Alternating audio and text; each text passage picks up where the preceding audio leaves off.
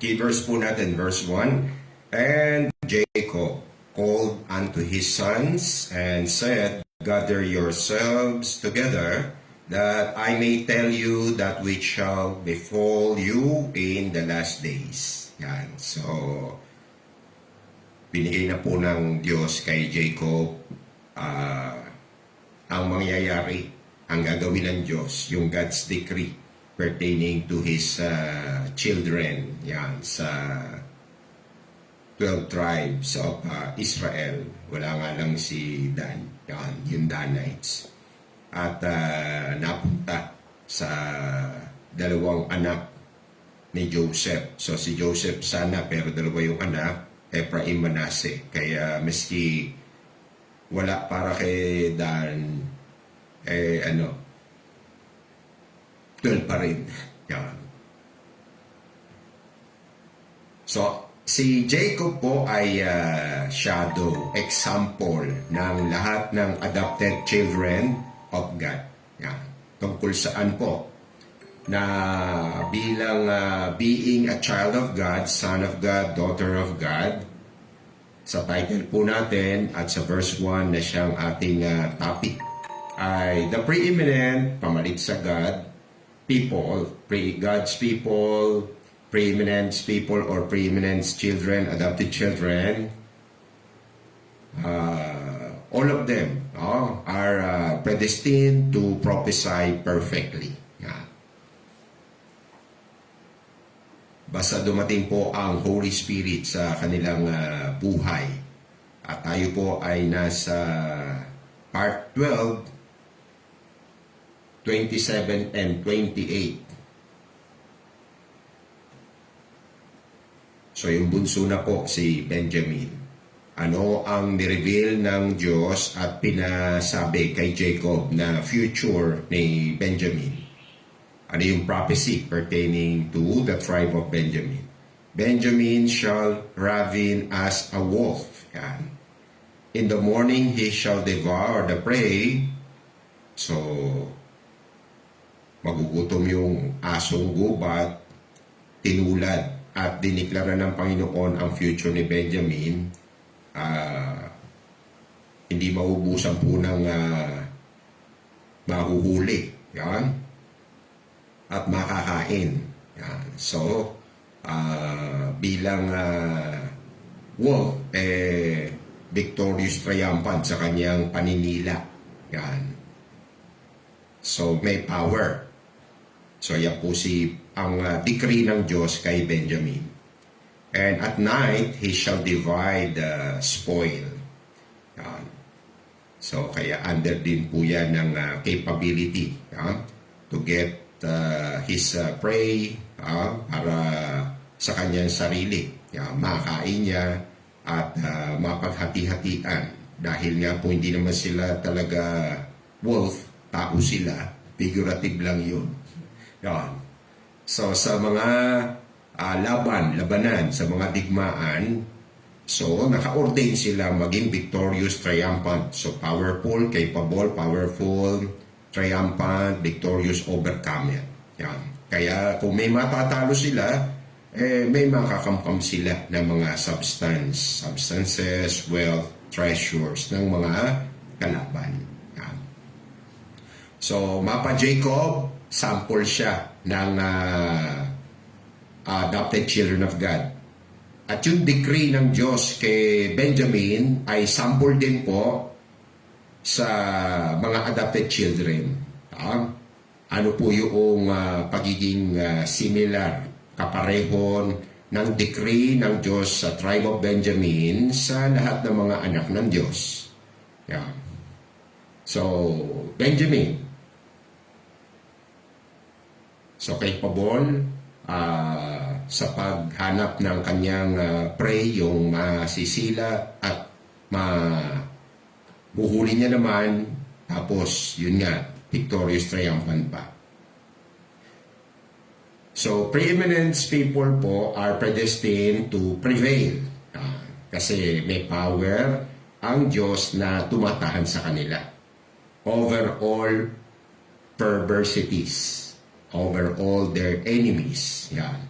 So ordain po kung paano si Benjamin ang prophecy dahil sa decree ng Diyos ay maging capable, powerful,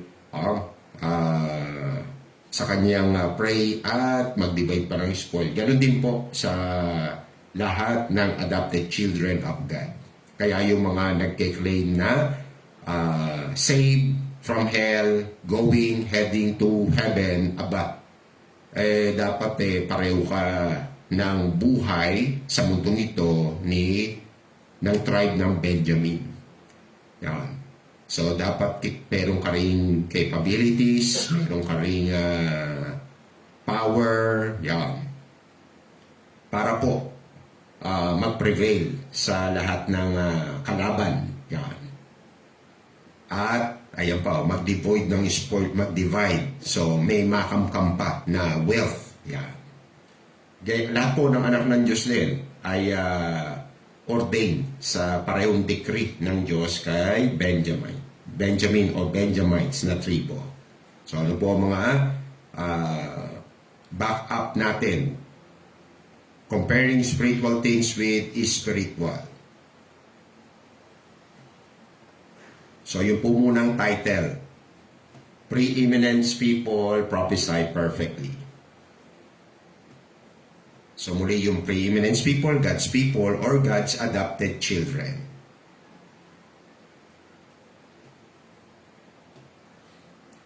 According as God had chosen us in Him sa panig niya, di ba? Or God's people. Before the foundation of the world, so hindi po yan pwedeng desisyon ng tao kasi wala pang tao. At maliwanag, chosen us, so ang Diyos ang nagpasya. At syempre, meron tayong John 15:16, you have not chosen me, I have chosen you. That we should be holy and without blame before Him in love. So, yung po pinili niya na nasa panig niya ay naka-ordain na gawing banal na walang kapintasan. Yan. Having predestinated us unto the adoption of children by Jesus Christ. So, hindi lang po sila pinili para tulungang maging banal na walang kapintasan sa pamumuhay nila dito sa lupa, mapalit po sila kasi inampun pa. According, at yung pagkaampun po, according na kabatay, na aayon to the good pleasure of His will. His will. So yung pumili, di ba? So hindi po man's will, hindi man's decision, hindi man's choice. Unscriptural po yun. At pag unscriptural, lie po yun. Pag lie yun, evil yun, satanic yun. So, bigyan nawa kayo ng repentance viewers na ang sonship adoption, muli po, ito ay God's will, God's decision, God's choice, God's prerogative. Walang kinalaman ang tao. Yan, pasya po ito ng Diyos. Walang kinalaman sa pasya ng tao kasi wala pa siya. At hindi po dahil sa foreknowledge na nakita ng Diyos. Wala pong nakita ang Diyos na pipiliin ng Diyos. He came unto His own received Him not. The Lord looked down from heaven to see whether there be children who did seek and understand God. There was none. So, wala po. Yeah. So ito po mga adopted children na tutulungan na maging banal na walang kapintasan. Sila ay predestined to prophesy.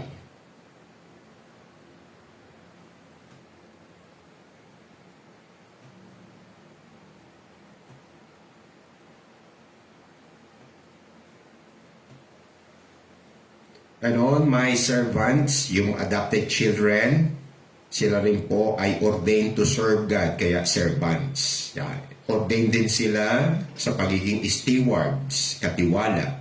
Ordained din sila sa pagiging soldiers. Yan. So, marami po ang nakatakda sa mga pinili o inampo ng Diyos. Kaya yung mga hindi maglilingkod, hindi naglilingkod, hindi maglilingkod, hindi po yun inampo ng Diyos. Yan. And on my servants and on my handmaidens, so babae at lalaki, mga babae, I will pour out in those days of my spirit. So ito yung pagtahan, pag-indwell, pag-abide ng Holy Spirit. So regeneration po ito. And they shall prophesy. So preeminence people are predestined to prophesy at perfectly. Yung perfectly po, ibig na sabihin kung ano lang yung mensahe ng Diyos, walang dagdag, walang bawas.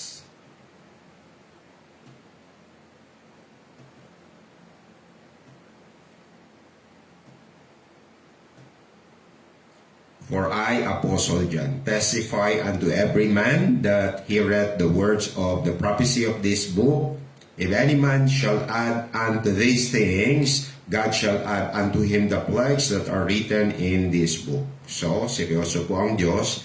Ayaw niyang dadagdagan kung ano ang nakasulat sa banal na kasulatan. Sino man pong believer at preacher na magdagdag, padadala niya, dadagdagan niya ng mga sumpa, salot. Yan. And if any man shall take away from the words of the book of this prophecy, God shall take away his part out of the book of life, out of the holy city, and from things which are written in this book. So yun naman pong attempt na bawas. Maski nakasulat pa siya sa aklat ng buhay, ganun po kagalit ang Diyos sa mga hindi sakdal ang prophecy, ang prinsipyo yan, mula sa banal na kasulatan, mula sa Diyos. So yung iba po, dahil sa passage na yan, ang akala, ang salvation, eternal salvation, nawawala. Kasi nakasulat na tatanggalin pa. Yan, hindi po yun nawawala. Bakit sabi tatanggalin? Apo, kayang tanggalin ng Diyos. Pero ang tanong, ang tupa ba susuway o susunod? Susunod po yun eh. My sheep hear my voice and I know them and they follow me. Di ba? Tsaka, yung mga adopted children, tatanggalan ng batong puso yun. Lalagyan ng pusong laman, tatahan ng Espiritu ng Diyos, and cause them to walk in all of His statutes. So, senyalis lang na hindi ka tupa kapag nagbawas ka. Kaya sige, tanggalin nyo yung perfection tsaka sin no more, yung sinlessness. Para patunayan yung wala talaga kayo sa aklat ng buhay at hindi kayo tupa. Yan. So, bukod po dun sa walang dagdag, walang bawas, sa aspeto ng perfect prophecy, perfect message, ito pa ang isa pong dahilan bakit ang mensahe ng mga anak ng Diyos ay perfect kasi nagaganap. May fulfillment. Yan. So, isa sa mga verses na perfect ang prophecy kasi na-fulfill, piniperform ng Diyos ay Jeremiah 28:9.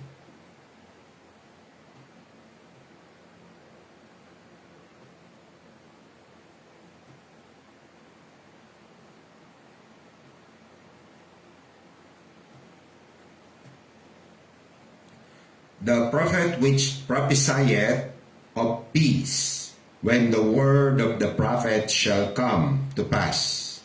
Yan. So, pag may propetang nangaral at yung pinangaral niya ay naganap, then shall the prophet be known that the Lord hath truly sent him. Yan. Kaya, paano pag hindi naganap? Hindi ang Diyos ang nagsugo sa kanya. Kasi mali yung kanyang message eh. Hindi na-fulfill. So, hindi perfect, di ba? Hindi na-fulfill. So, kaya isa pa yon sa basihan ng sent prophet of God. Magpipreach, walang dagdag, walang bawas, tapos ma-fulfill, ipiperform ng Diyos. So, si Jacob, papasa kaya siya sa Jeremiah 28:9. Nag-prophesy siya sa future ni Benjamin. Ravenwold, di ba? Sa umaga, kakainin niya yung kanya nasila at sa gabi magpapartihan pa. So mayroon pa reserba. May papartihin pa di ba? So na-fulfill po ba yon? Kasi pag hindi na-fulfill yon, si Jacob, hindi siya anak ng Diyos. babanat-banat siya ng prophecy tapos hindi mafulfill. So hindi na siya perfect, di ba? Kaya hindi na rin siya preeminent person. Judges 20.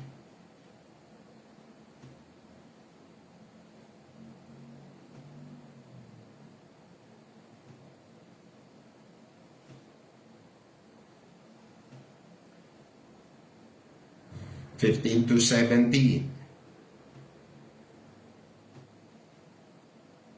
And the children of Benjamin were numbered at that time out of the cities 20 and 6,000. So marami, 26,000 men that drew sword, so gifted, skilled sa ispadahan.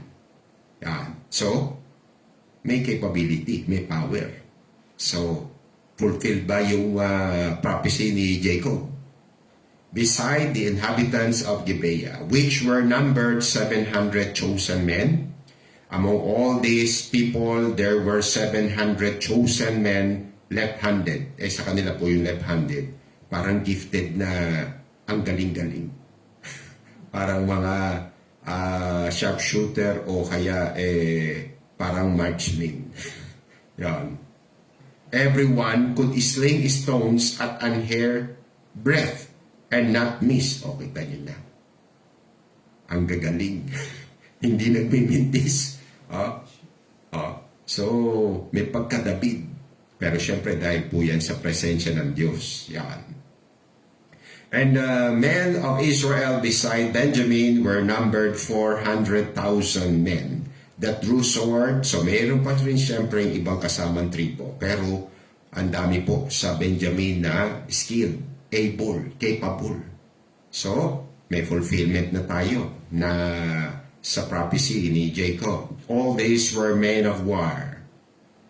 Hindi nga po men of war pa. Men of war lang. Mga triumphant, victorious, overcomer. Mga conquerors. Yan. First Chronicles 12.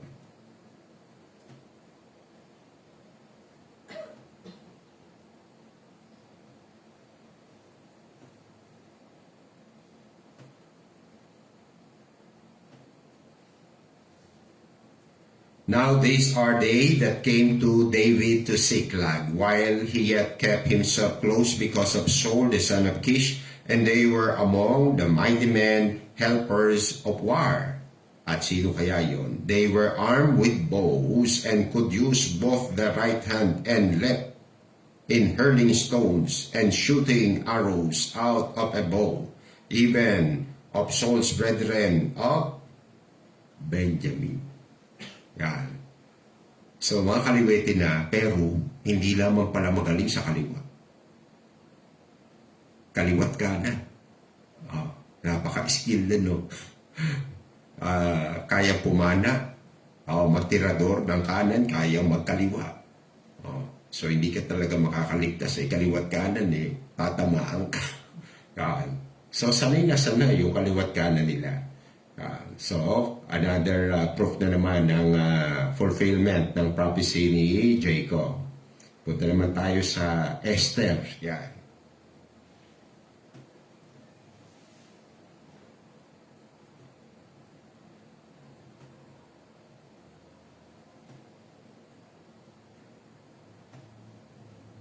Now in Shushan, the palace, there was a certain Jew whose name was Mordecai, the son of Jair, the son of Shimei, the son of Kish, a Benjamin. Ano ba naging future ni Mordecai? Negative, evil, not good, or positive, prospered, di ba? Ano pa yan? Partida. Pinaglaanan ng gallows, ng bigtiyan. Pero hindi nangyaring nabigti, di ba? Yung gumawa ng gallows, yun ang nabigti. Amen. Yan. Sama na natin ang 7. Who had been carried away from Jerusalem with their captivity, which had been carried away with Jeconiah, king of Judah, whom Nebuchadnezzar, the king of Babylon, had carried away. And he brought up Hadassah, that is other name sa Esther, his uncle's daughter. So halos magpinsan sila uncle daughter ng uncle niya.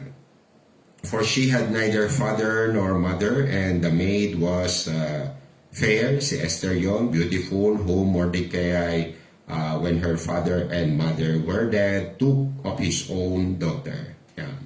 So, mas may edad siya, mas magpinsan, kaya ang naging relasyon nila ay parang mag-ama. Yan.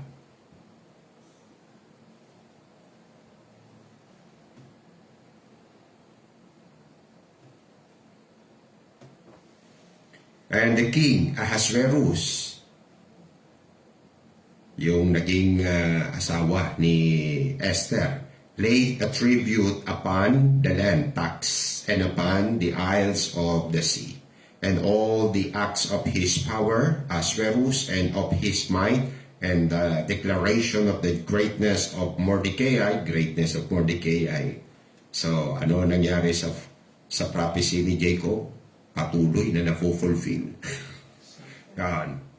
From the tribe of Benjamin, di ba? Whereunto the king advanced, wala pa yan sa Judah, Israel, di ba? Nandun sa ibang lupalo. Yan. Tapos ibang panahon na po yan, ang layo na kay Jacob niya. Yan. Advance him, are they not written in the book of the Chronicles of the Kings of Media and Persia? Parang Daniel, di ba? Promoted, prospered. Hindi lang sa panahon ni Nebuchadnezzar, Medo-Persia din. For Mordecai the Jew was next unto King Ahasuerus, parang Joseph, di ba? May Pharaoh, tapos siya ang kanang kamay. And great among the Jews, and accepted of the multitude of his brethren, seeking the wealth of his people, and speaking peace to all his seed. So muli partida. Pinaglaanan niya ng bigtihan. Pero ang prophecy po ay prophecy. One jot, one tittle shall in no wise pass from the law till all be fulfilled. Yeah.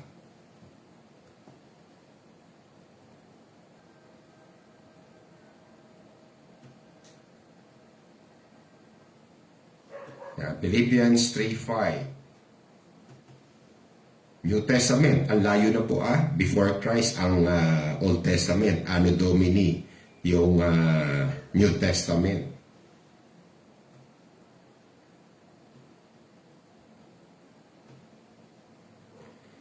Circumcised the 8th day. Sino yan?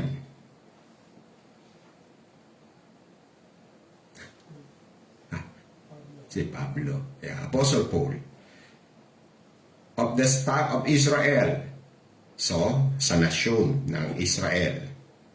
Of the tribe of Benjamin. And Hebrew of the Hebrews, as touching the law, a Pharisee. Yan. So, nung na-regenerate, na born again, nagkaroon ng spiritual life si Apostle Paul, ano ang mga sumunod pang pangyayari? Siya po ba ay naging defeated by himself, by the devil, by Satan, by the system of the world? O na-overcome niya yun? So yun po. Kaya yung prophecy po, decree ng Diyos kay Benjamin ay pareho sa decree ng Diyos sa lahat ng inampun niya.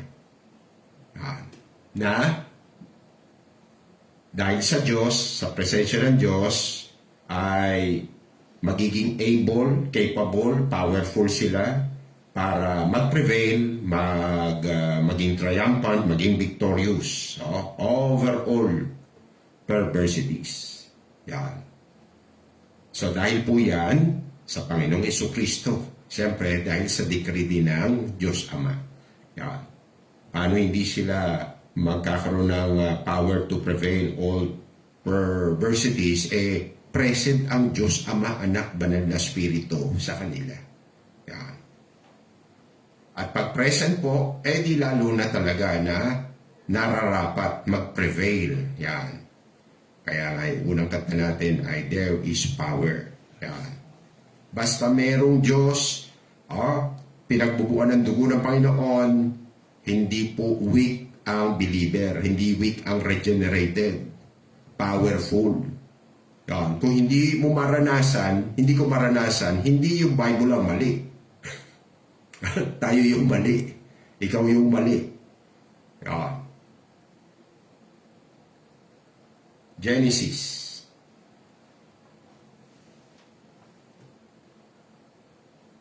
So, prophecy muna.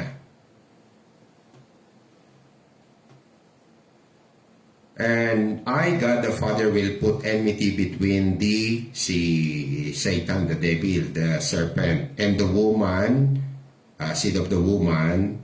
Prophecy po ito pertaining to the coming Messiah, the Lord Jesus Christ. And between thy seed and her seed, it shall bruise thy head, and thou shalt bruise his heel. Ano lang ang score niya? Masasaktan mo ang kanyang bukong-bukong. Pero, wasak ang iyong ulo. Sino kaya panalo? Yung isa sa paa na tama mo, natira mo, ikaw naman sa ulo. So sa marunong mag-score, talo ka. Sa ulo ka tinamaan eh. Sa ulo ka titirahin. So kaya may prophecy sa victory triumph ng Panginoon Kristo against Satan, the devil, the serpent, the old serpent, the dragon. So another prophecy natin, Genesis 49.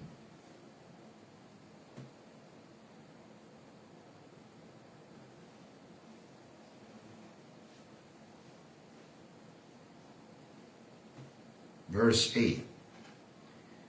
Judah, dun galing sa tribe of Judah ang pagkakatawang tao ng Messiah, di ba?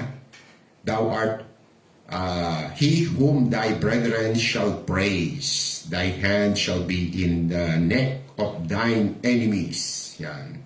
So muli, positive, di ba? Ang kamay mo, malalagay sa leeg, ano yun, sakal yun eh. So sino panalo? Yung nananakal, di ba? Enemies, kaya perversities. Thy father's children shall bow down before thee.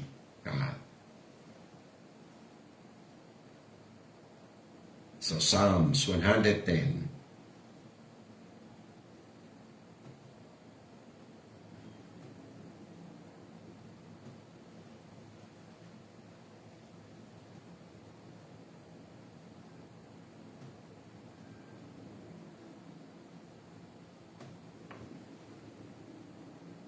The Lord said unto my Lord.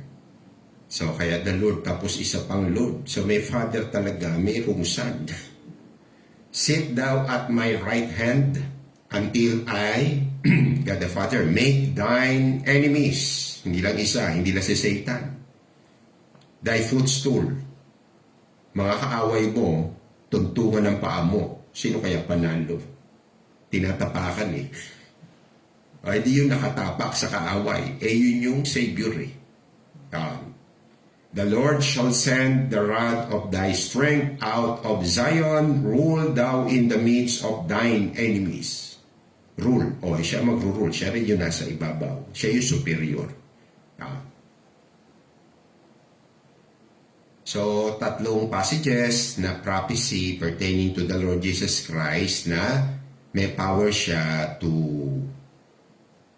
prevail over all his enemies' perversities.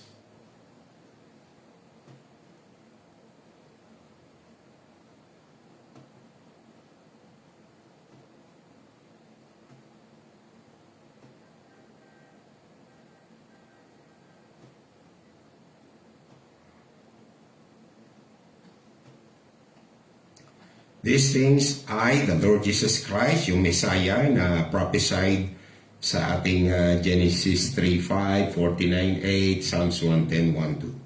These things I have spoken unto you, that in me you might have peace. In the world you shall have tribulation, but be of good cheer. I have overcome the world. Yan. So kaya may mga kalaban ng Panginoon. Meron bang tatalo sa kanya? Wala. Ayun na nga sabi niya. Kaya kayo rin, merong mga magiging problema, struggles dito sa lupa. Pero huwag kayong malungkot, huwag kayong matakot. Maging masaya, magala kayo. Bakit? Daig ko ang mundo eh. Mundo pa. Malaki yun, mundo yun, di ba? Kahit saan mo lagay ang Panginoon, hindi lang gamundong kalaban, madadaig niya. So kaya walang tatalo sa kanya. Kaya nga yung mga pilosopo nga kontra sa sinless perfection, yung mga tipong palusot nila, yung mga pilosopo nilang tayo nasa katawan, tayo nasa mundo, magiging sinless perfect. Imposible. Mahirap yun. Kasi wala kang Kristo. Yung Kristo may power. Tapos sabi mo nasa puso mo. Tapos ikaw walang power. Wala yung Kristo sa puso mo, kaya wala kang power. Kaya hindi mo kaya, hindi mo maranasan yung sinless perfection. So hindi pwede yung prophecy ang maging mali. Nagke-claim kasi itong mga believers na born again Christian, itong mga Baptist, itong mga landmark Baptist, na bride of Christ pa, wala namang Heso Kristo. Pati primitive pa. Imposible raw kasi nasa laman. Kasi nasa mundo. O nasa na yung presence of Christ, yung power of Christ. I have overcome the world. Wala. Sa prophecy pa lang, sa teaching pa lang, mali na eh. Kaya paano pa makaka-experience ng tama? Mali na nga yung prinsipyo. Kaya doon sa principles pa lang, hindi ka na anak ng Diyos eh. Nasa lie ka na eh. Kaya hindi mo na rin ma-experience yung power to overcome, to prevail, to overcome, to triumph over all perversities.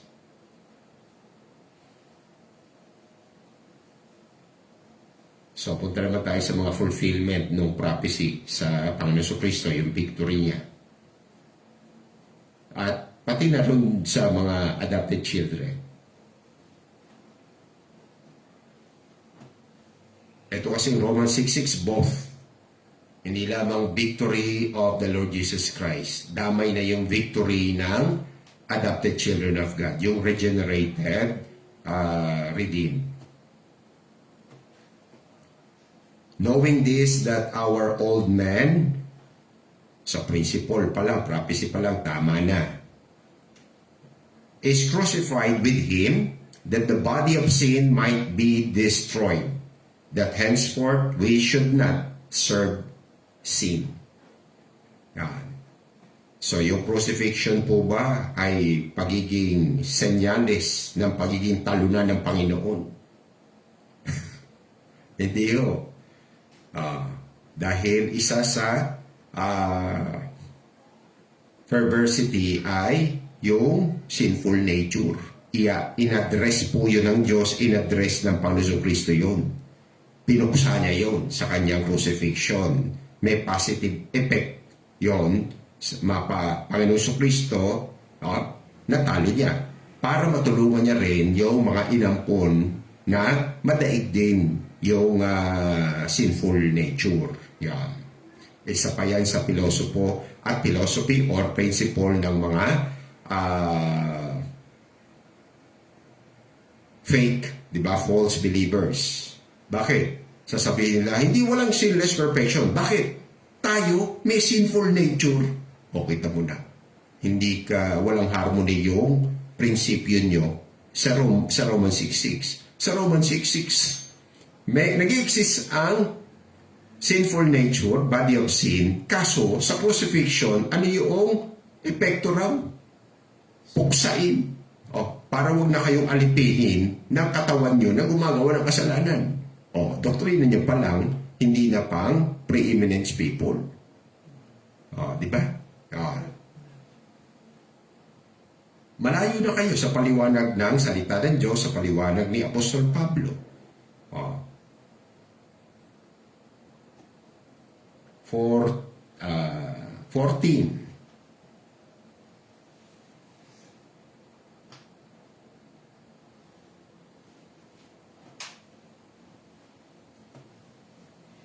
For sin shall not. Ano ang prophecy? Ano sabi ng Word of God? Ano sabi ni Apostle Paul nung kinontrol siya ng Holy Spirit? Holy man of God is because they were moved by the Holy Ghost. For sin shall not have dominion over you. Yan yung mga tamang prinsipyo, tamang prophecy, tamang teaching, tamang doctrine. Dahil sa Diyos, dahil sa Panginoong Kristo, dahil sa crucifixion, ang kasalanan hindi pwedeng maghari-harian sa isang regenerated, redeemed. Hindi pwede kontrolin. Ang liwanag. For you are not under the law, but under grace. Yung grace, this is the true grace. I will make you perfect, establish, strengthen, settle you.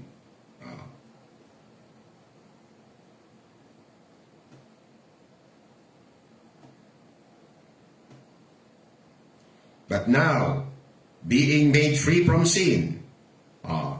So, anak ng Diyos, may sinful nature, nasa lupa, nasa katawan, nasa mundo. Pero ano sabi? Being made free from sin. So kung hindi tayo makalaya sa kasalanan, tapos tayo ay believer of God, believer of Christ, pero hindi tayo lumalaya sa kasalanan, umamin na kasi tayo, hindi tayo born again. Ganun lang kasimple. Hindi pwede yung Romans 6.6, Romans 6.40 ng mali.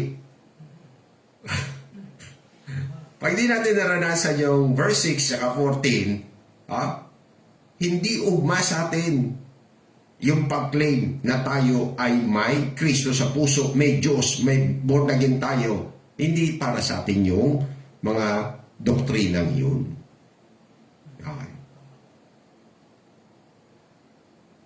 But now being made free from sin. So si Pablo, sa panahon ng Romans 6.22, alipin pa rin ba siya ng kasalanan? Sinabi niya nga dito yun. At hindi lang sinabi, but now being made free from sin. Ito ay inspired. Pag inspired to, yung truth galing kanino? Kay Pablo lang? Hindi. Galing sa Holy Ghost, Holy Spirit. And become servants to God because of the crucifixion niya na and you have your fruit unto holiness, and the end, sino man maka-experience ng freedom from sin, yung hindi na siya alipin, sunod-sunuran sa kasalanan, sa katawang gumagawa ng kasalanan, at siya ay naging lingkod ng Diyos, namunga pa ng kabanalan, garantisado, ang pupuntahan niyang buhay, langit, yun yung everlasting life. Pero kung hindi mo maranasan bilang believer of the Lord Jesus Christ ang freedom from sin, tsaka yung zealousness to serve God, tsaka yung fruitfulness sa holiness, eto yung para sa iyo, hindi everlasting life. For the wages of sin is death. Second death, lake of fire ka. But the gift of God is eternal life through Jesus Christ our Lord. At yung gift na yon, to mortify the deeds of the body, di ba? To destroy the body of sin. To become free from sin. So, dagdag pa po sa fulfillment sa Panginoong Jesucristo. Kaya, yung fulfillment na po yun, yung to prevail over all perversities, dapat maranasan din yung mga nagyayabang, yung mga conceited, saved, tsaka bride of Christ. Sila nga dapat na kakitaan ng sinless perfection. Sila yung nagke-claim, di ba?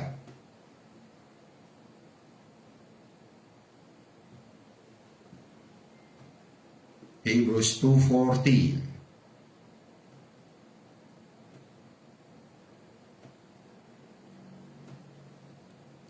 For as much then as the children are partakers, children of God, partakers of flesh and blood, Panginoon Kristo, di ba, nagkatawang tao?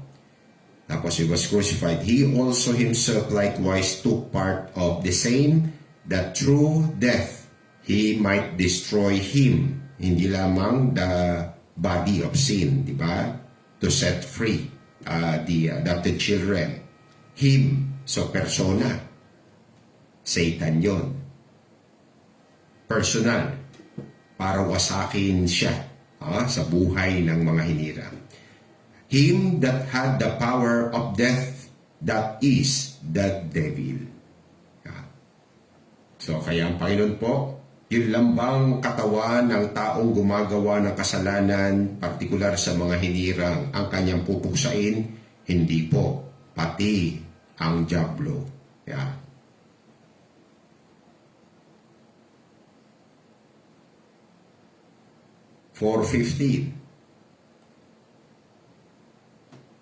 So, John 16:33, I have overcome the world.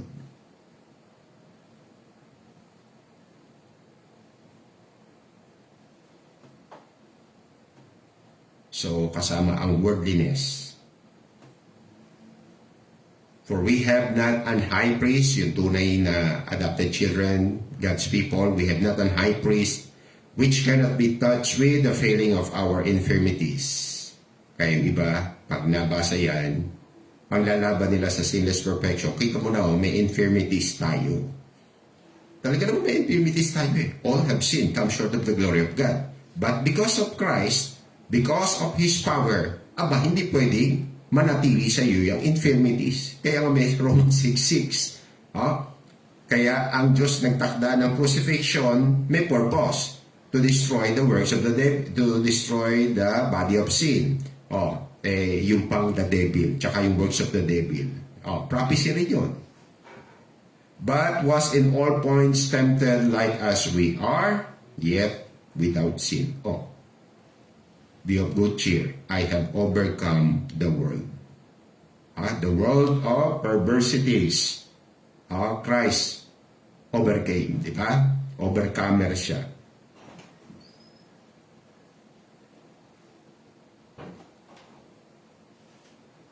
So, kung yung dyablo, kaya niya wasakin, lalo na yung mga gawa ng dyablo, di ba?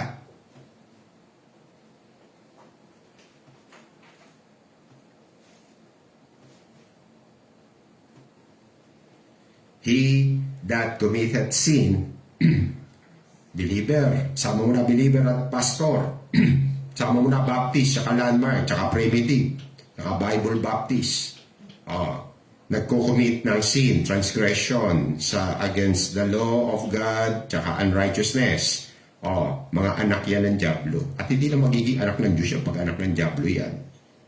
Kasi nagkaampunan po from the foundation of the world. For the devil sinned from the beginning, for this purpose the Son of God was manifested, nagkatawan tao pa, that He might destroy the works of the devil. So, diba ang prophecy sa Genesis, tapakan niya, wawasakin ng iyong bugo, susugatan mo siya sa hill, sa buko-buko, sa sako. Ang liit lang ng score niya.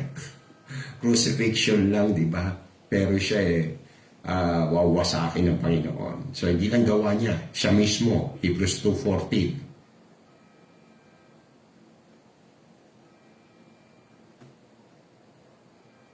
Kaya nasa 1 John tayo, punta na rin tayo dun sa mga regenerated redeemed.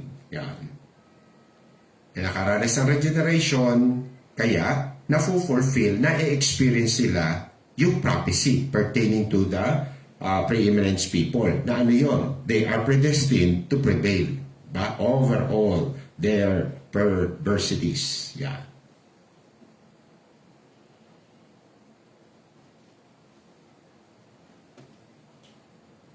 Apostle John, may mga baptized believers na pinadala niya ng letter, epistle, kaya ito, meron tayong kopya. Preserve siya. I write unto you, fathers, so mga matured na yan. Yung fathers, mga nanganganak na yan, mga disciples na yan, kaya fathers. Sinulatan ko kayo, mga ama sa pananampalataya. So, magandang umabot tayo sa ama kasi, nanganak na tayo. So, recognize ka. Di ba? Na soul winner, pag fathers in the faith. Because we have known Him that is from the beginning. I write unto you, young men. So, regenerated din to. Yan. So, yung sa fathers, so may mga children na yon sa children, sa faith. Pag young men naman, ito ang kanilang level. Because you have overcome the wicked one. Wow. Kaya pag hindi mo matalo si Satan, tinukso ko, nagkasala ako. Warning na yan. Mukhang wala sa iyo ang Diyos. Mukhang obvious na wala sa iyo ang Diyos. Bakit? Hindi mo kayang talunin eh. Ikaw natatalo. Ang young man, ano sabi? Nadaig nyo ang masama. Sino ba yun? The wicked one. The wicked one. Satan, devil, di ba? I write unto you, little children, because you have known the Father. Yan. Little children, parang wala pang masyado accomplishment. May knowledge pa lang. Yan. Pero mamaya makakita natin, meron na rin power yan, maski little children yan. I have written unto you, fathers, because you have known Him that is from the beginning. So, hindi lamang fathers na nanganganak, siyempre marami na rin alam. So, father in the faith na rin. I have written unto you, young men, because you are strong, and the word of God abideth in you, and you have overcome the wicked one. So, kaya talagang inulit pa, dalawang beses. At inspired yan, So, ibig sabihin, nambubula lang ba si Apostle John na mayroong tumalo at tumatalo kay Satan? Hindi, inspired nga eh. Diba? So, may mga nag-exist sa panahon ni Apostle John na natatalo si Satan. Kaya nga yung examine yourselves if you are in the faith and then prove. Pag hindi mo napatunayan, reprobate believer ka. Ano mga patunay? Talunin mo si Satan. Hindi ko matalo eh. Huwag ka mag-aangking ligtas.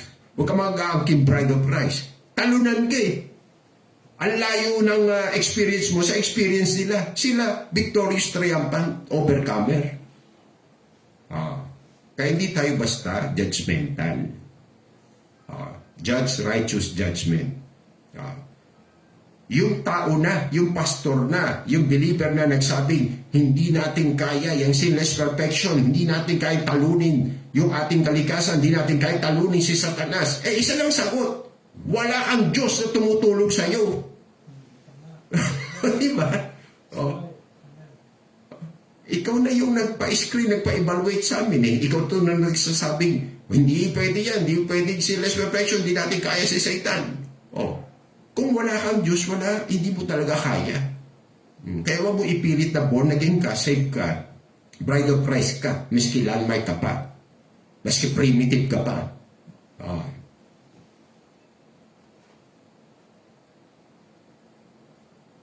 Dagdag pa, Romans 8.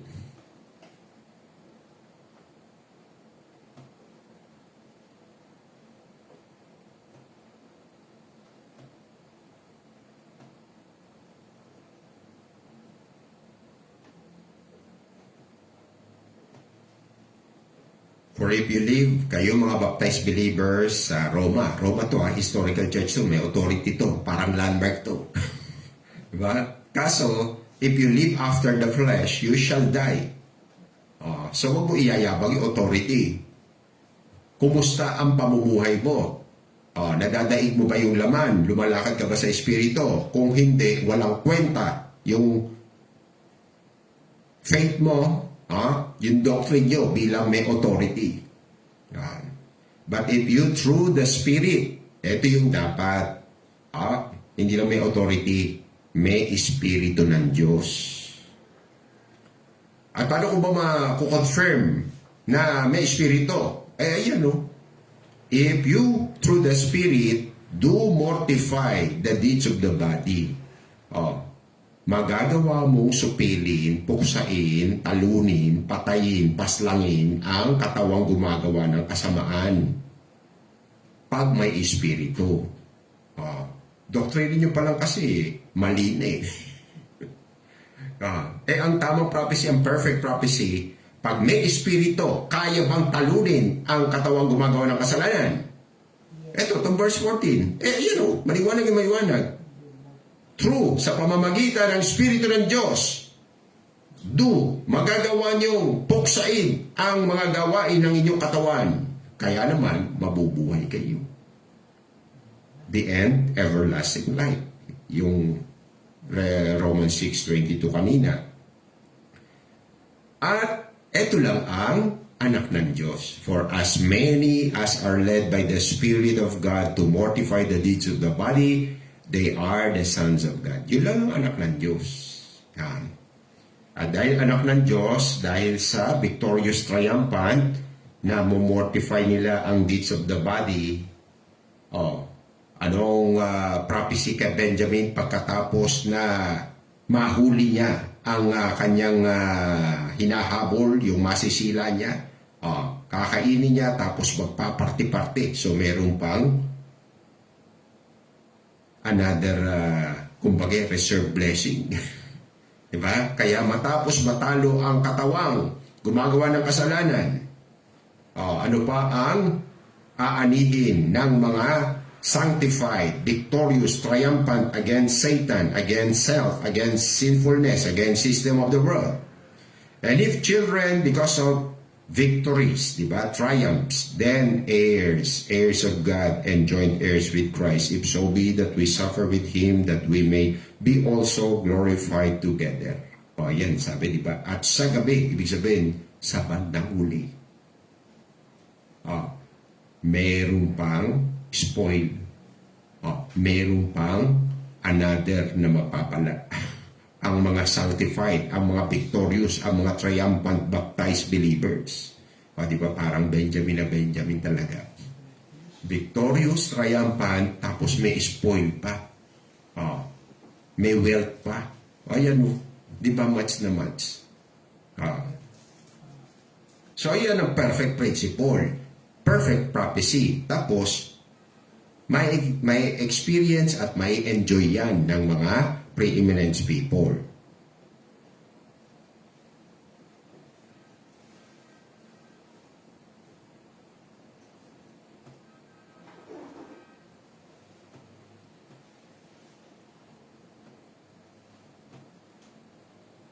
Nay, in all these things, yung mga persecution sila, di ba? Ano rin po yun bukod sa unrighteousness sin, perversities din yun, persecutions, di ba? Obstacle din yun. Matatalo ba, mapapahinto ba, mapipigilan ba ng obstacles, hardships, difficulties ang mga anak ng Diyos na may espiritu ng Diyos? Sabi niya, nay. In all these problems, difficulties, hardships, or perversities, we are more than conquerors through Him that loved us. Diba? Parang Benjamin na prophecy. Na-conquer yung mga prey. Tapos meron pang spoil.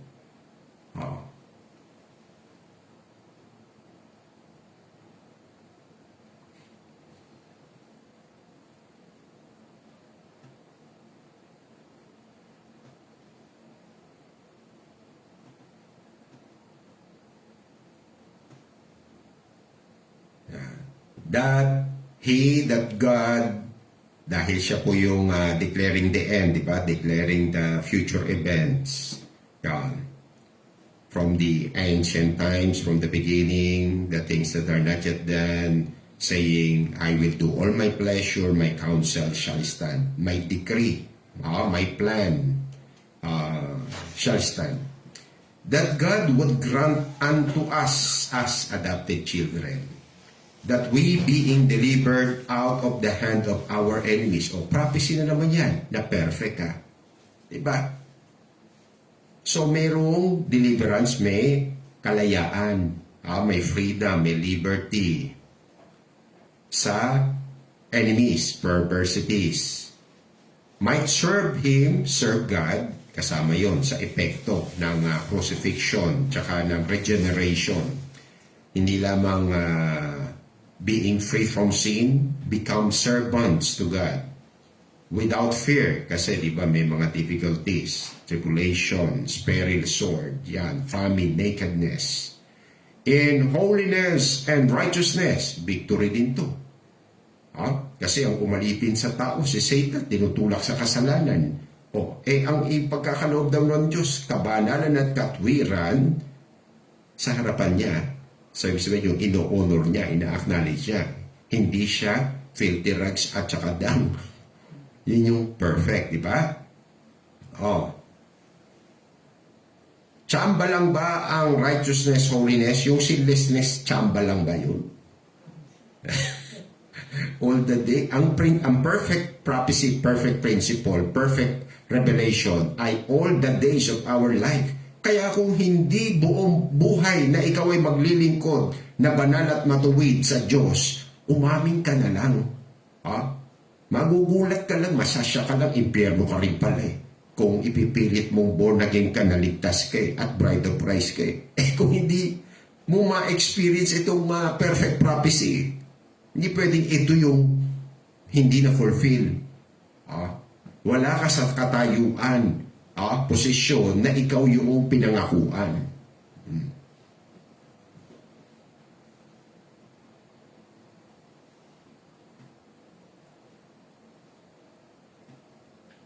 So muli, yan po ay prophecy na perfect, galing sa Diyos. Holy men of God spake as they were moved by the Holy Ghost. So, inspired siya. So, ang buhay po natin ay hindi basihan ng katotohanan. Muli, back to basic fundamental. Ang basihan ng katotohanan, banal na kasulatan, Bible, Word of God. Pag hindi mo maranasan, parang yung isang malaking ministry, Christian, cannot daw na maging sinless perfection. Tapos biglang, do you know my proof na ang Christian ay hindi magiging sinless perfection? Sinlessly perfect? Sabi nung pastor, you are my proof, evidence na ang Christians hindi magiging. Tama, mali. Prophecy, Word of God, ang basis ng proof, evidence. Hindi yung membro mo na hindi maging sinless, sasabihin mo, walang sinless perfection. Kasi yung membro mo, hindi maging sinlessly perfect. Mali. Wala na kayo sa fundamental ng Christianity na ang may authority sa truth, Word of God, hindi life of believers.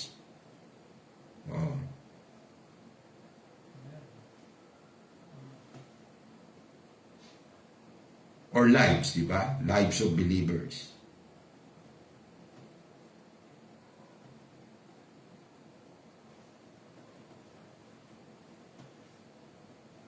But thanks be to God, which giveth us the victory through our Lord Jesus Christ. So muli, ano ang inspired, ano ang perfect prophecy, perfect message?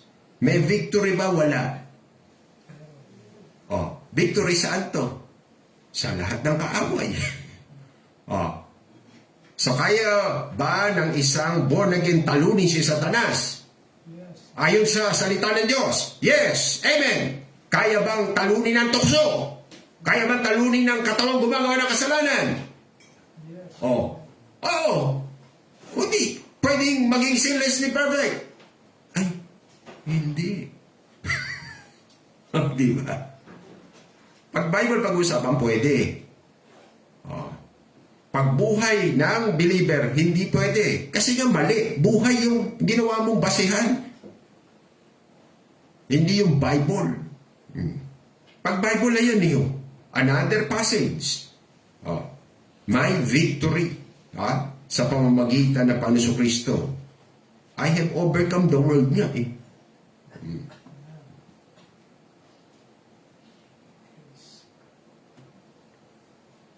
So kaya yan po yung perfect prophecy. They prophesy perfectly. Prophecy, principle nyo pa lang bulok na Kasinungalingan, satanic, devilish na Kaya lalo hindi nyo mararanasan.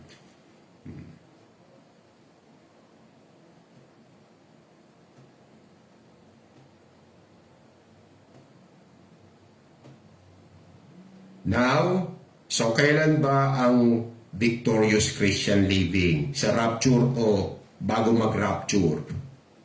Katulad yan, ano yung sinasabi direct ng salita ng Diyos? Now. Ngayon, hindi pa rapture. Di ba?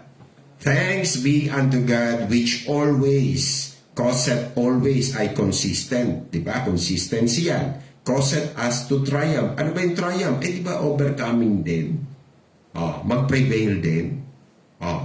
In Christ and make manifest the savor of His knowledge by us in every place. So, hindi lamang knowledge, ang mabango sa Panginoon, ang mabango pa sa Panginoon ay ang maging triumphant. So, pag Word of God, merong victory through Jesus Christ. May triumph. Young men, you are strong. At dinaig nyo ang devil. Pag Bible pwede.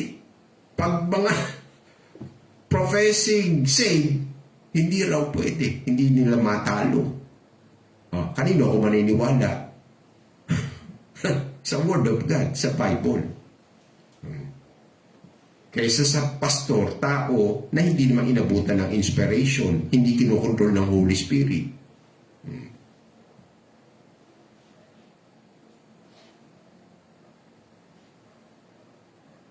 So kanina, little children, di ba? Parang wala pang accomplishment. May na-accomplish din yun, ha? Miski little children pa lang.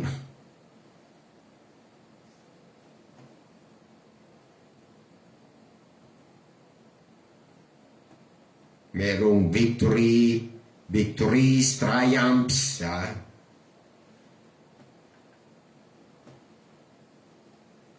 You are of God.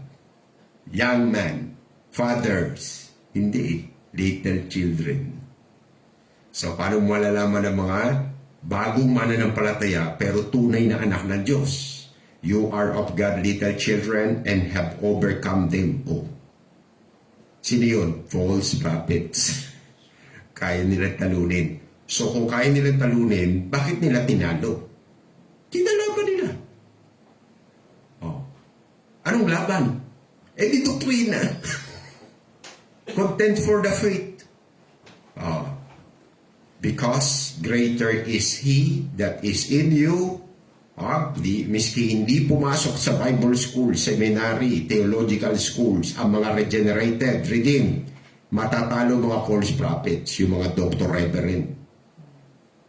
Yung mga may certificate ng graduate of theology, may certificate ng bachelor of theology, may certificate ng master of theology, at may mga certificate pa ng doctor of theology o doctor of divinity. Biro mo, yung mayayabang na doctor of divinity, doctor of holiness, mayroong sinless perfection, wala. Ba't ka pa naging doctor of divinity, doctor of holiness yun? Di ba? Kung wala, dapat doctor of theology na lang. Yung doctor pa naman, dalubhasa. Tapos sasabihin nyo, wala sinless perfection. Kayo na naman nag-claim ng, at nag-earn ng units nyo na doctor of divinity. So, hindi nyo alam yung sinasabi nyo, inaangkin nyo na title nyo. Than he that is in the world. Sa partida yan, little children. We are of God, he that knoweth God heareth us. Kaya pag ayaw kagad makinig sa atin, ay manood kagad dito. Sino nawalan? He that is not of God heareth not us. Hereby know we the spirit of truth and the spirit of error. So, yun yung sinasabi sa 1 Corinthians 2 na the spiritual man judgeth all things. May capable sila. May discernment sila hatulan kung tama o mali. Kasi alam nila yung tama, truth. Alam nila rin yung error, yung mali, yung mga lies.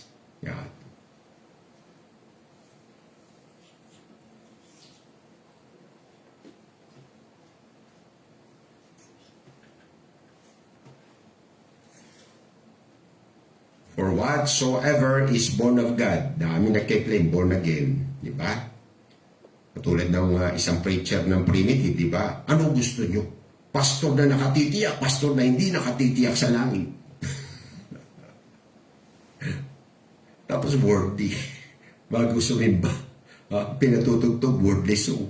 Linggo-linggo ng bagay yun, Yan. For whatsoever is born of God overcometh the world. So pag worldly, di ba sinabi, asong bumalik sa suka, baboy na bumalik sa putik. So, sila yung mga false prophets, teachers, believers. They cannot cease from sinning. Di ba?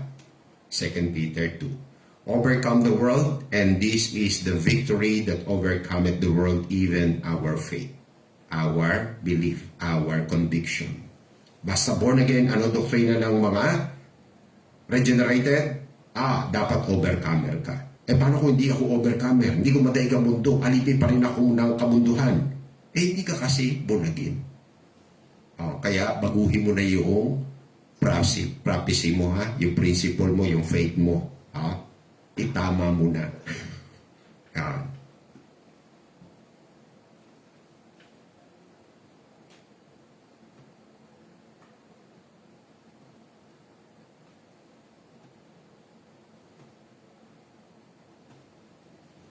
Put on the whole armor of God, that you may be able to stand against the wiles of the devil. For we wrestle not, yung war natin hindi physical. Laban, away, digmaan, hindi siya physical. We wrestle not against flesh and blood, but against principalities. Kaya kita yung mga doktrina, labanan yan. Against powers, against the rulers of darkness of this world, against, kita mo yan, yung susunod na against, spiritual wickedness. Biro nyo, wickedness pero spiritual. So, hindi po lahat na spiritual ay holiness. Kaya hindi lahat na nagba-Bible, holy. Kasi nga, nag-i-exist sa mundo ang spiritual wickedness. Sa atin yan, religiosity. Religious, pero hindi regenerated. Nagba-Bible, sumisimba, nagpe-pray, di ba? Ano pa mga spiritual activities niya? Nag-aabuloy kuno. Di ba? Pero, hindi naman naging sinless. Mali doktrina, mali pa rin ang buhay. So, yun po yung kalaban ng true church sa bawat generasyon. Yung mga nagpapaka-spiritual o nagpapaka-religyoso lang, konti-konting Bible, okay na yun. Spiritual wickedness ang tawag nila Apostle Paul Buron. In high places.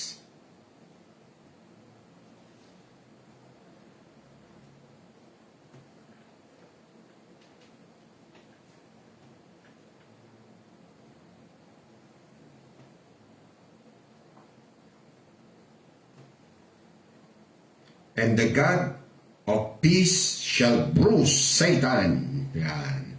So, parang ano po, Genesis kanina, 3:15. Under your feet. Shortly, the grace of our Lord Jesus Christ be with you. Amen. Kaya, sino lang ang may kakayanan tumalo kay Satanas? Yung mga inampon ng Diyos. Dahil sa Diyos, dahil sa presensya ng Diyos, tatapakan lang nila si Satanas. So hindi, kaya matindi bang kalaban si Satanas? Sa regenerated, pag may Diyos yung inampon ng Diyos, hindi. Walang kwentang kalaban yun. Hindi yun makaka-score. Kaya kung nakaka-score si Satanas sa buhay ng isang pastor, ng isang miyembro ng isang Bible-believing church, believer of Christ pa, walang Diyos yun, walang Kristo yun. Under lang siya ng spiritual wickedness. kuno, spiritual, pero wicked ka pa rin, talunan ka pa rin ni Satanas, wala kang Diyos. Yan. At tumanda ka na at namatay na talunan ka ni Satanas, alipin ka niya. Yan.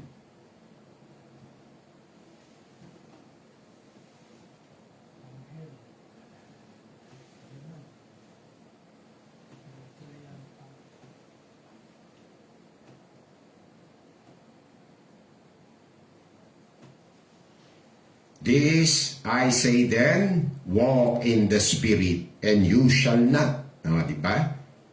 Pag lumakad ka sa tunay na spirituality, hindi spiritual wickedness, you shall not fulfill the lust of the flesh.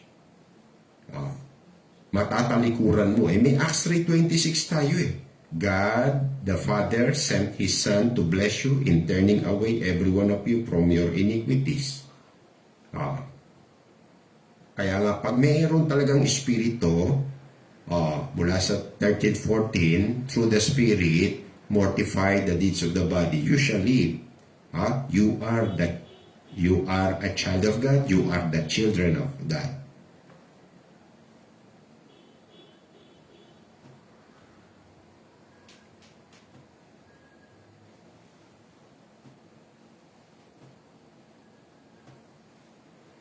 Submit yourselves therefore to God. Pasakop ka muna sa Diyos. Resist the devil. Manggaibo, kalabanin mo ang diablo, and he will flee from you. O, kita mo na. Anong resulta pag may Diyos ang isang believer at kinalaban si devil? Sino ang tatakbo? Yung diablo di ba? So yung tunay, basta tunay po, hindi mapapatakbo ng diablo yan at uutos-ustusan lang ng gumawa ng kasalanan. Yung diablo ang tatakas. Yung diablo ang walang kakayanang umiskor against all the regenerated redeemed. Yeah.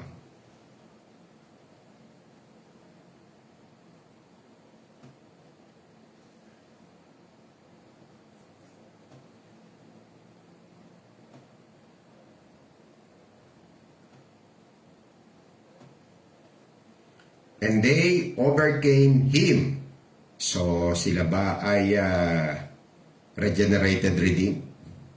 Yes, they overcame nga Yun yung evidence lagi. By their fruits you shall know them. Nakaya niya ba? Natalo niya ba? Oo. And they overcame him.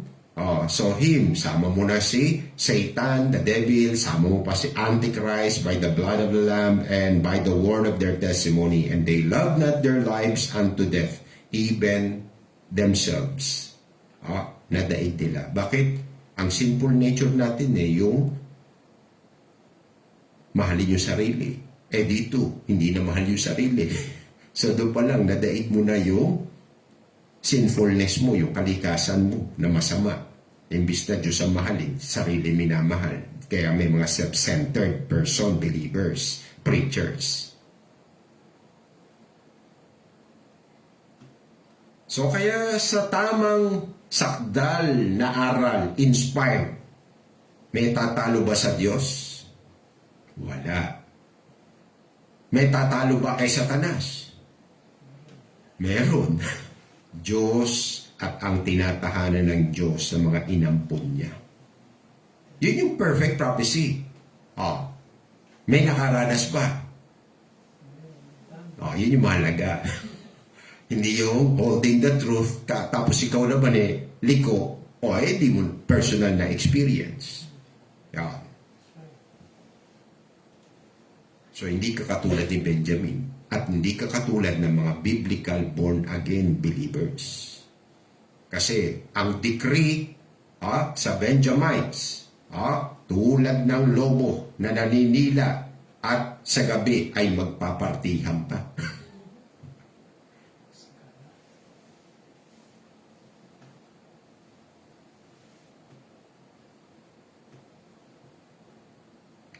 And I, Apostle John, saw the beast, Antichrist, and the kings of the earth. Magkakakampi sila.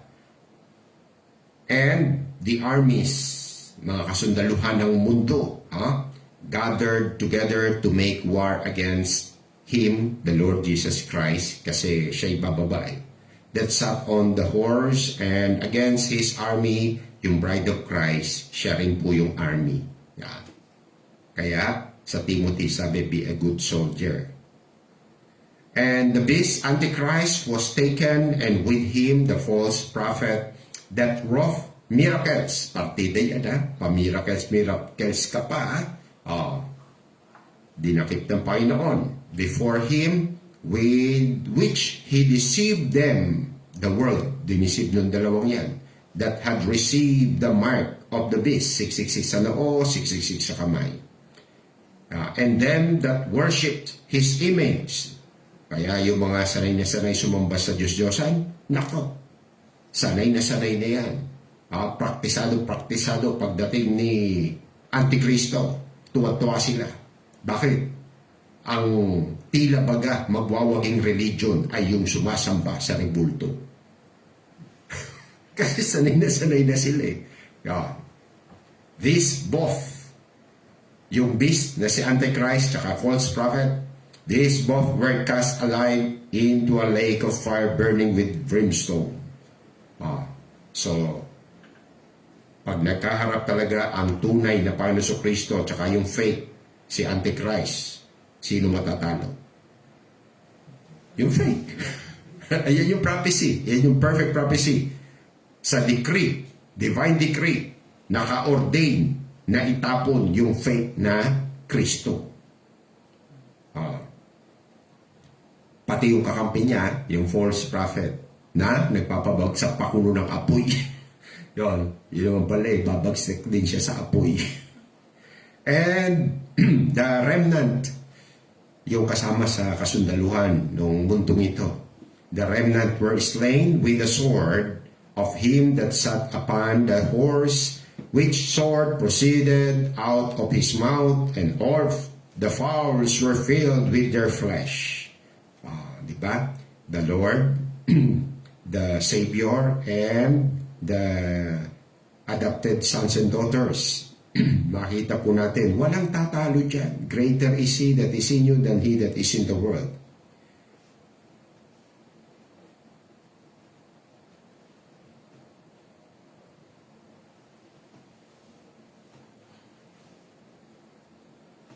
So matapos na maging victorious triumphant, ano pa raw ang decree kay Benjamites at sa mga tunay na biblical born-again believers? Sabi, magpapartihan. Di ba? Sa huli, sa gabi, magdi-divide ng spoils. So victorious na, nabusog na, mayroon pang spoil. Yan.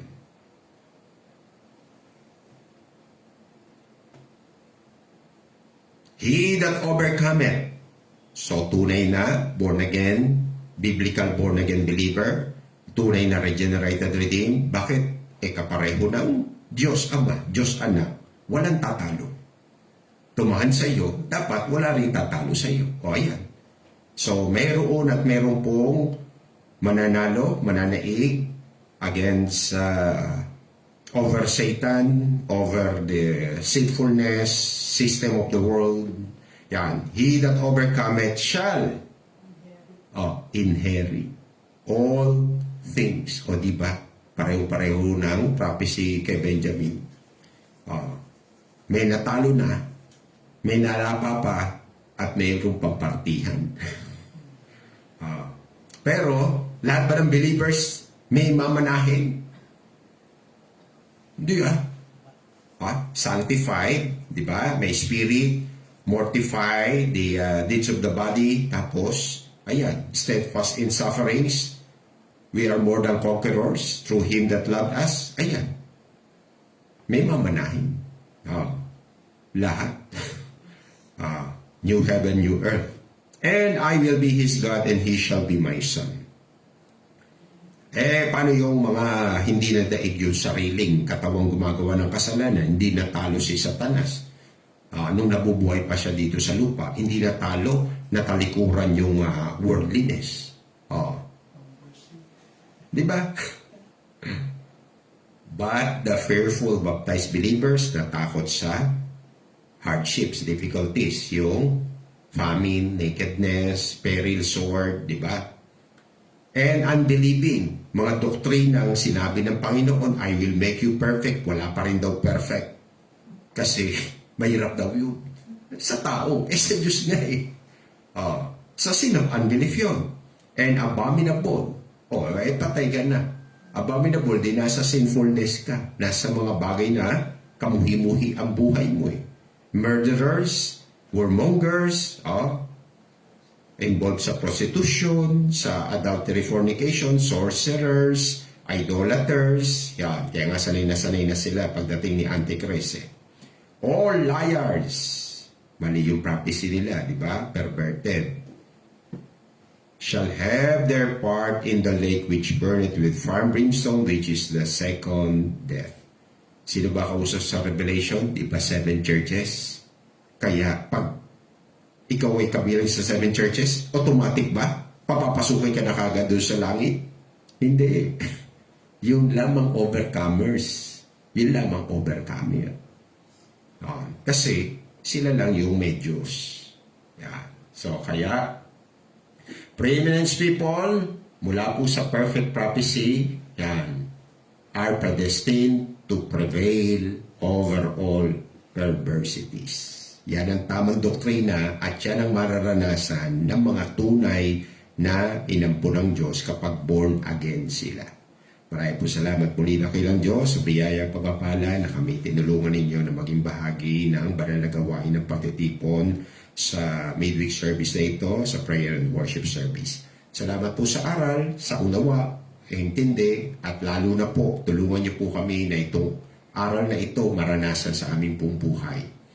To overcome, to mortify the deeds of the body, to defeat Satan, destroy His works, yan. Lahat po ng spiritual wickedness, tulungan niyo po kami na madaig, matalo, at maging victorious, triumphant. Kasi yun lang po ang mga tunay na tagapagmana ng inyong kaharian at ng mga bagay-bagay na pag-aari ninyo at ng inyong bugtong na anak. At salamat po kung kami kasama sa mapapalad na biniyayaan po ninyong piliin, ampunin. Dahil hindi po nga ito kaya ng tao. Kayo lang po ang pag-asa namin. Kaingatan po ng salita na nahasik at kaingatan po sa bawat isa sa pagwaiwalay pag-uwi sa kanilang mga tahanan, basbas mapapala, spiritual, physical, financial, intellectual, para maging mabuting patutuorin po kami at maging pagkapala sa inyo pong banal na pangalan at banal na gawain. At muli ito po ay aming dalangin hiling sa ngalan ng inyong buktong na anak, aming Panginoong Heso Kristo. Thank you, Lord. Tayo po ay magtapos sa isang awitin at dahil po ang mensahe ng Diyos at mensahe sa atin, ang mga tunay na anak ng Diyos, di lamang po sila naka-predestined to prophesy perfectly, sila ay predestined to prevail over all perversities. Kaya ang ating po closing song ay Victory. In Jesus. In Jesus, there's a victory. There's triumph. Yan.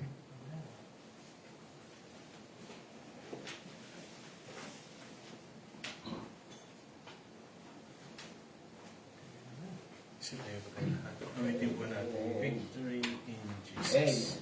I